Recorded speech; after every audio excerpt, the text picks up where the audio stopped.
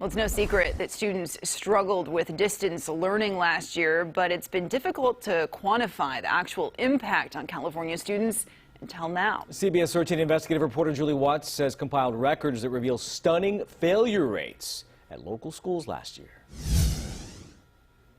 Yeah, guys, other states and some California school districts are using this data to gauge and address the learning loss from last year. So we were surprised to learn the California Department of Education isn't tracking pandemic fail rates, and neither are many local school districts. Hey, Claire. Hi. Jonathan has 3 kids in 2 schools, which means multiple drop-offs and pickups each day. But after a year of distance learning, he doesn't mind. It was really amazing to see all the kids come back. And I would say the drop-off, too, is where most of the positive feelings come in. He says distance learning took a toll on his family. What was it like for you as a parent watching your kids struggle? It was horrible. Especially for his foster daughter. I definitely struggled a lot more than I probably ever have in school. Now a high school senior, Michelle worried she wouldn't graduate.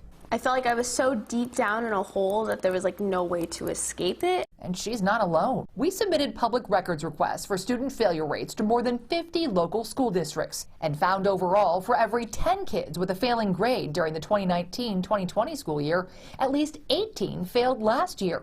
But maybe more surprising, more than half of the districts would not or could not provide the requested data related to D's or F's, some acknowledging they weren't tracking failure rates at all.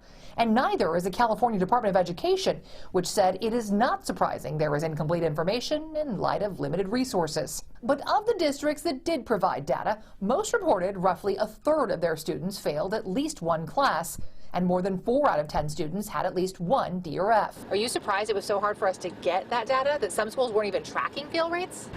You know, not anymore. Nothing surprising. Distance learning was so hard for Jonathan's family, he started the Reopen California Schools Facebook group, which lobbied to get schools back open in person and has now amassed more than 18,000 members. Here in California, we've had one of the worst responses. He points to national data that ranked California 50th out of 50 for in-person learning last year. And when we compared 2019 in-person semesters to last year's distance learning or hybrid terms, the fail rate at most schools more than doubled, and in at least one district, failures tripled. I definitely was one of those kids. I could not see myself graduating for a long time. Like Michelle, many seniors this year were facing continuation school instead of graduation because of multiple Fs. Then came AB 104. The new law allows students to replace bad letter grades with a pass-no pass, essentially protecting their GPA, along with their eligibility for college and financial aid.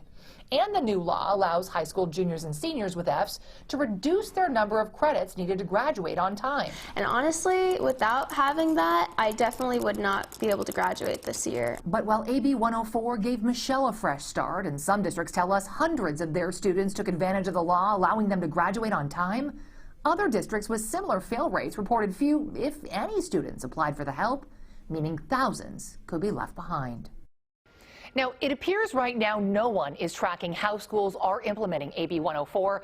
Assemblywoman Gonzalez, the bill's author, tells us it became clear that some districts were far more effective than others at communicating to families about the options under the new law. And she adds there is a lot more work to be done.